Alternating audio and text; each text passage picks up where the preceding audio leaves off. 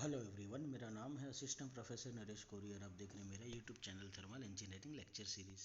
दोस्तों REE के next unit की तरफ चलते हैं जिसका नाम है ocean thermal energy system. Ocean thermal energy system basically अगर देखा जाए तो एक न्यू टेक्नोलॉजी है कि जिसके अंदर हम लोग ओशन मतलब कि हमारे जो समुंदर का पानी होता है वहाँ पर इलेक्ट्रिसिटी को अगर प्रोड्यूस करना चाहे मतलब कि एनर्जी का यूटिलाइजेशन करना चाहे तो हम लोग कर सकते हैं। जनरली ये किस तरह से हो सकता है, तो this is basics for the solar radiation. और the solar radiations are solar radiation जो आप लोगों के सी वाटर के सरफेस के ऊपर गिर रहा है, उसकी वजह से जो एनर्जी सी वाटर के अंदर आने वाली है उसका हम लोगों को यूटिलाइजेशन करना है। बेसिकली आपको पता होगा कि समुद्र का पानी ऊपर के लेयर में तो काफ़ी गर्म होता है क्योंकि सोलर रेडिएशन कॉन्स्टेंटली आप लोगों के सोलर सी वाटर के सरफेस के ऊपर गिरने वाले। So the temperature of the layer और the upper layer of the sea water will be much higher with compare to the depth of water. लेकिन उसके कंपेयर में अगर आप सी के समुंदर के डेप्थ में अगर आप जाओगे तो उसके पानी की आप टेम्परेचर की उसके पानी के टेम्परेचर को आप कंसिडर करोगे तो वहाँ पर आप लोगों को टेम्परेचर काफ़ी लो मिलेगा। तो एक नई टेक्नोलॉजी है जो कि हमारे इंडिया के अंदर अगर चाहे तो हम लोग मैक्सिमम इसका यूटिलाइजेशन कर सकते हैं, इसको डेवलप कर सकते हैं क्योंकि हमारे देश की जो कोस्ट लाइन है वो अराउंड 6000 किलोमीटर है।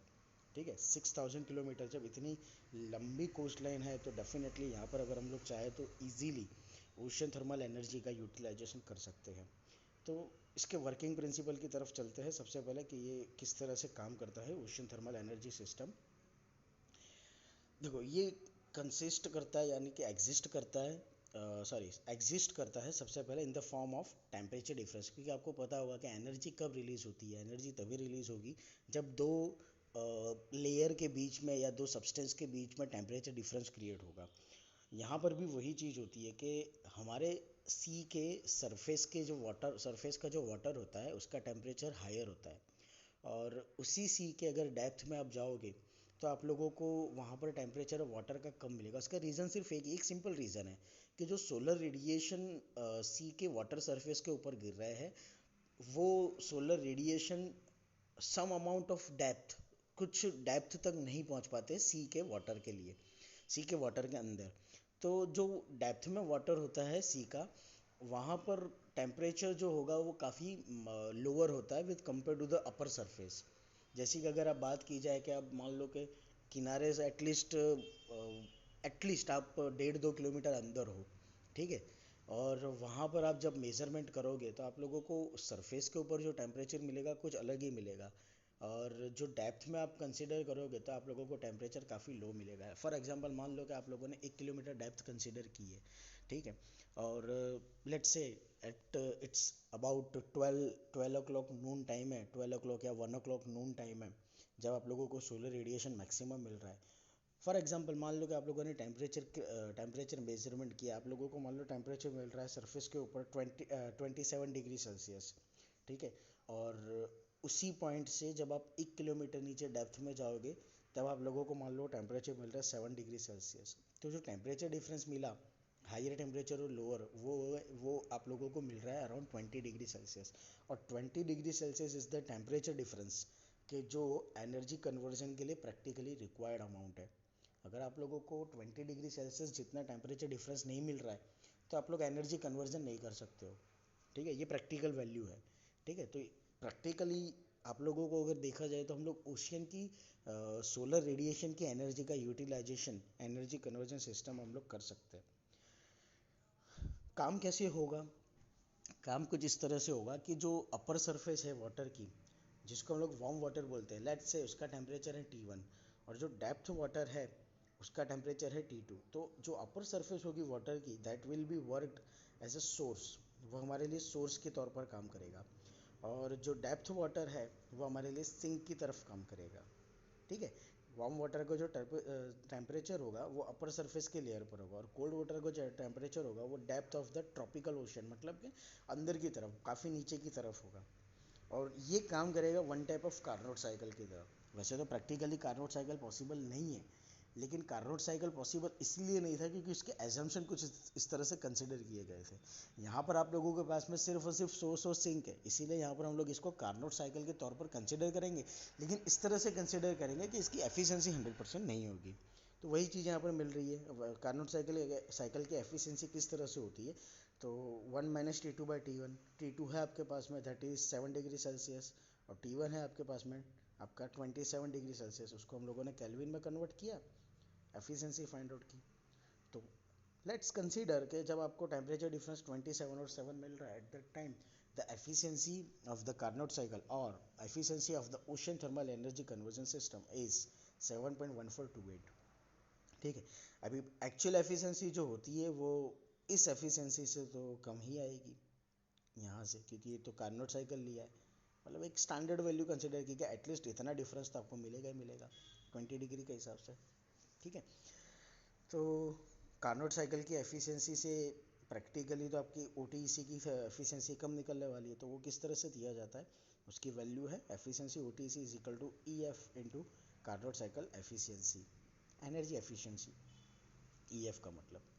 अभी सोलर एनर्जी जो होती है, वाटर जो एब्जॉर्ब करता है वो किसके बेस पर एब्जॉर्ब करता है, तो हम लोगों ने लास्ट सेमेस्टर हीट ट्रांसफर में रेडिएशन के अंदर लैम्बर्ट्स कोसाइन लॉ पढ़ा था कि भाई some amount of intensity of radiation will be absorb by the substance in a sorry same amount of intensity of radiation will be absorb by the layer. ठीक है, जो भी लेयर के ऊपर सोलर रेडिएशन इम्पैक्ट हो रहा है वो सेम अमाउंट की एनर्जी जो है वो एब्जॉर्ब करेगा। तो वही फंडा यहाँ पर लगता है कि हम लोग लैम्बर्ट्स कोसाइन लॉ को ही यहाँ पर यूज़ करते हैं, और सी वाटर जो होता है वो लैम्बर्ट्स कोसाइन लॉ के बेस पर ही सम अमाउंट ऑफ एनर्जी को एब्जॉर्ब करता है। ठीक है, इंटेंसिटी ऑफ रेडिएशन। तो let's consider that capital I is the intensity of radiation and capital x is the depth of water. तो आपके लिए इक्वेशन क्या बनेगी, आपके लिए इक्वेशन बनेगी dLx/dx is equal to mu I. Mu आप लोगों के लिए कांस्टेंट वैल्यू है एब्जॉर्प्शन के लिए, और आई आप लोगों की इंटेंसिटी ऑफ रेडिएशन है। तो आप लोगों म्यू एब्जॉर्प्शन कोफिशिएंट हो जाएगा। ठीक है, तो आप लोगों के लिए इंटेंसिटी बन जाएगी x डेप्थ के लिए, intensity of radiation at depth of x is equal to I0 या IO e raise to minus mu x, जहाँ पर IO जो है intensity of radiation at the surface where x is equal to 0, मतलब कि I0 है initial level के, जहाँ से आप लोगों को शुरुआत करनी है डेप्थ के मेजरमेंट के लिए, सी वाटर के डेप्थ के मेजरमेंट के लिए। IX जो हो जाएगा वो है intensity of radiation at a distance x below the surface, surface से x डिस्टेंस के ऊपर नीचे जब आप लोग पानी के लिए जा रहे हो, ठंडे पानी के लिए आप लोग जा रहे हो, तो वहाँ पर इंटेंसिटी ऑफ रेडिएशन कितनी है, और म्यू आप लोगों के लिए हो जाएगा एब्जॉर्प्शन कोफिशिएंट। x तो पता ही है, x है डेप्थ कि कितने डेप्थ तक आप लोग सी के अंदर जा रहे हो। अभी हमको पता है कि भी इंटेंसिटी जैसे जैसे मैंने आप लोगों को पहले ही बोला, जैसे जैसे आप डेप्थ ऑफ सी मतलब कि सी के डेप्थ में जाते जाओगे वैसे वैसे इंटेंसिटी ऑफ रेडिएशन कम होते जाएगी, काफ़ी कम होते जाएगी, क्योंकि वो डिपेंड करता है म्यू के ऊपर, एब्जॉर्प्शन कोफिशिएंट। और दूसरी बात ये कि सोलर रेडिएशन की इंटेंसिटी इतनी भी ज़्यादा नहीं होगी कि वो 1 किलोमीटर या 2 किलोमीटर जितनी डेप्थ पर जाए, क्योंकि उसके पहले काफ़ी मास ऑफ वाटर आ चुका है जो सोलर रेडिएशन को 100% एब्जॉर्ब करते जा रहा है। ठीक है, तो इसका मतलब ये होगा कि जो मैक्सिमम एब्जॉर्प्शन होगा वो सरफेस वाटर के अंदर अंदर very close to the surface of water will be absorbed. Surface water के नियरर अमाउंट में क्या होगा, वो मैक्सिमम एब्जॉर्ब हो जाएगा, मतलब जितना ज़्यादा डेप्थ में आप जाओगे वहाँ पर आप लोगों को ठंडा पानी मिलने के पूरे पूरे चांसेस हैं। तो मैक्सिमम टेम्परेचर कहाँ पर होगा, just below the surface due to heat and mass transfer at the surface itself, क्योंकि मास ट्रांसफर भी होने वाला है रेडिएशन की वजह से, तो वहाँ पर आप लोगों को टेम्परेचर हाइयर मिल सकता है। तो ये बेसिक प्रिंसिपल था ocean thermal energy conversion system के लिए, जो आप लोगों को 3 मार्क्स में पूछा जा सकता है। इसके बेस पर हम लोग पहली थियरी पढ़ने वाले हैं, and that theory is the working principle of open cycle, ये रहा working principle of open thermal energy sorry working principle of open cycle ocean thermal energy conversion system. ये है बेसिक लेआउट। मैं सबसे पहले आप लोगों को बेसिक लेआउट समझा दूं, क्योंकि फिगर अगर समझ में आ जाएगी तो आप इजीली लिख पाओगे। लेट्स कंसीडर दैट ये है ओशन डेप्थ की लाइन, ठीक है, और ये है ओशन सरफेस। ये जो लाइन है ये हमारी कोल्ड वाटर की लाइन है, मतलब कि एट सम डेप्थ ये जो है हमारी ओशन की सरफेस है, मतलब कि अपर लेयर। ठीक है, अब होगा क्या, करना क्या है, ये है पंप, ये है डी एरेटर, यहाँ पर होगा वैक्यूम पंप, ये होगा फ्लैश इवापोरेटर, यहाँ पर है टरबाइन जनरेटर, और ये होगा कंडेंसेट जो का डायरेक्ट कांटेक्ट में होगा कंडेंसर के, मतलब कि वन टाइप ऑफ कंडेंसर ही है। और यहाँ पर होगा आप लोगों का एक और पंप। अब करना क्या है, करना हम लोगों को ये है कि जो वार्म सरफेस में से पंप जो होगा वो ऊपर की सरफेस पे से, वार्म सरफेस पे से यहाँ पर से हीट को एब्जॉर्ब करेगा। अभी यहाँ पर सबसे पहले प्रोवाइड किया गया है डी एरेटर। अब डी एरेटर का काम क्या होता है कि जो भी नॉन कंडेंसेबल गैसेस होते हैं उसको वो रिमूव करता है, क्योंकि नॉन कंडेंसेबल है तो डेफिनेटली वो ठंडे नहीं होंगे, तो उसको सिस्टम के अंदर रखने का कोई मतलब ही नहीं है। ठीक है, तो जो सिस्टम क्या करेगा, डी एरेटर कि जो नॉन कंडेंसेबल गैसेस होंगे उसको बाहर निकालने के लिए काम करेगा। Remove the system incorporates a deaerator to remove some of the non-condensable gases and trained with the warm water।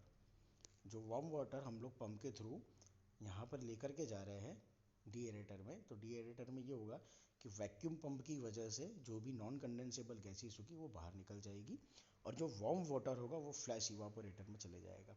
Flash evaporator क्या करता है, तो मेंटेन करता है सैचुरेशन प्रेशर को। प्रेशर रिड्यूस नहीं होना चाहिए, प्रेशर मतलब कम नहीं होना चाहिए, प्रेशर अगर कम हो गया तो फिर एनर्जी का हम लोग कन्वर्जन नहीं कर पाएंगे, तो प्रेशर सैचुरेशन लिमिट तक उसको मेंटेन करके रखता है। और सैचुरेशन प्रेशर मेंटेन करके रखता है, तो उसी की वजह से जो टेम्परेचर आप लोगों को सरफेस पर मिल रहा है वाटर का, वही टेम्परेचर यहाँ पर मेंटेन रहता है। And over here low pressure steam is obtain is separated and pass through a turbine to extract energy. यहाँ पर क्या होगा, इस फ्लैश इवापोरेटर में क्या होगा कि जो लो प्रेशर स्टीम होगी वो फिर पास हो जाएगी, और जो वाटर पार्ट होगा आपके इस वार्म वाटर के अंदर, वार्म वाटर है मतलब सीधी सी बात है कि some amount of water will be converted into the steam. ठीक है, उसी स्टीम को हम लोग यूज़ करेंगे यहाँ पर टरबाइन में, और जो वाटर पार्टिकल्स होंगे वो प्योर सारे के सारे वाटर पार्टिकल आप लोगों के ओशन डेप्थ के अंदर, मतलब कि ठंडे पानी के लेयर तक लेकर के जाएंगे। जो लो प्रेशर स्टीम होगी, लो प्रेशर स्टीम हम लोग टरबाइन में ले जाएंगे, टरबाइन में ले जाएंगे तो टरबाइन में आप लोगों की टरबाइन की ब्लेड के साथ में वो लो प्रेशर स्टीम स्ट्राइक करेगा, टरबाइन की ब्लेड घूमेगी, और हम लोग यहाँ पर टरबाइन की ब्लेड घुमाकर जनरेटर को घुमाकर मैकेनिकल एनर्जी का इलेक्ट्रिकल एनर्जी में कन्वर्जन कर पाएंगे। जो कोल्ड वाटर होगा, cold water will be drawn from the depth of about 1 kilometre is use to cooling water in a direct contact condenser.